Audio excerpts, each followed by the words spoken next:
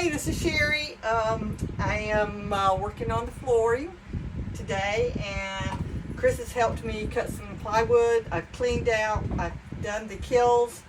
Now we took some 2x4s because we can't get 2x3s here, and I don't have a big saw to split today. But anyhow, we took some 2x2s and we're putting them here to support this new wood.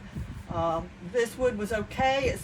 It's not rotted, but I still wanted to give it a little bit more support. So let's see how this works. I'm going in at an angle. Chris taught me a little bit. I started off, and I'm trying to go in an angle so that because this doesn't fit into here real well. And then I back it out, and then I push it back in. It's stuck. And there we go. One more screw in.